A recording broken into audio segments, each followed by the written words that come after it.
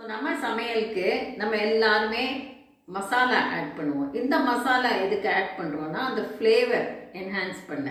Plus எல்லா மசாலுக்குமே ஒரு digestive property இருக்குது. டைஜஷனுக்கு ஹெல்ப் பண்ணும், அப்புறம் அப்சார்ப்ஷன் இதுக்கெல்லாம் ஹெல்ப் பண்ணும். அதுக்கு வேண்டி தான் மசாலா ஆட் பண்ணுறோம்.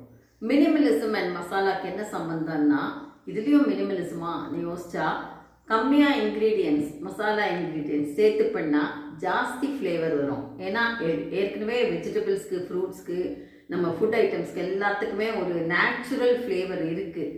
இதை கொஞ்சம் கூடுதல் பண்ணதுக்கு தான் நம்ம மசாலா ஆட் பண்ணுறோம். இப்போ சாம்பாருக்கு வெறும் கடலைப்பருப்பு, தனியா, மிளகா வத்தல் இந்த 3 போட்டாலே நல்ல வாசனையாக வரும். ஊறுகாய்க்கெல்லாம் கடுகு, வெந்தயம், பெருங்காயம் வறுத்து பொடிச்சு போட்டால் ஃப்ளேவரும் நல்லா இருக்கும் அண்ட் லாங் லாஸ்டிங். ஒரு ப்ரிசர்வேட்டிவ், நேச்சுரல் ப்ரிசர்வேட்டிவ். சில பொரிச்ச கூட்டுக்கெல்லாம் மிளகு, ஜீரம், வெந்தயம் வறுத்து போட்டால் ரொம்ப வாசனையாக இருக்கும். புலாவுக்கு பிரிஞ்சி இலை, சோம்பு, லவங்கம் இது 3மே இதில் தட்டி நல்லா வறுத்து நெய்யை விட்டு போட்டேன்னா நல்ல வாசனையாக வரும். டீக்கு இஞ்சி, ஏலக்காய், கிராம்பு இது 3ஐயும் நல்லா தட்டி போட்டால் ரொம்ப வாசனையாக இருக்கும் டீ.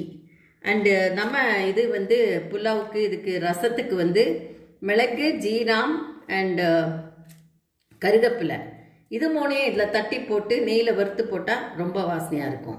சில ஐட்டம்ஸ்க்கு, கிரேவி ஐட்டம்ஸ்க்கு இஞ்சி, பூண்டு, பச்சை மிளகா இது 3மே போகிறோம். அண்ட் கிரேவியை திக்கன் பண்ணன்னா கொஞ்சம் இஞ்சி, கேஷ்யூநட், தக்காளி அரைச்சி வதக்கி போட்டால் கிரேவி திக்கன் ஆகும். சில கூட்டுக்கு நம்ம ட்ரெடிஷ்னல் பூஷ்ணிக்காய் கூட்டு அதுக்கெல்லாம் எல்லோ பம்கின் கூட்டுக்கு தேங்காய், பச்சை மிளகா, கொஞ்சம் இஞ்சி தட்டி போட்டால் நல்ல வாசனையாக இருக்கும். இந்த மாதிரி 3 இன்க்ரீடியன்ட்ஸ்லேயே நமக்கு வாசனை, ஃப்ளேவர் எல்லாம் வந்துடும். கம்மி இன்க்ரீடியன்ட்ஸ் யூஸ் பண்ணால் ஜாஸ்தி ஃப்ளேவர், பெஸ்ட் எஃபெக்ட்.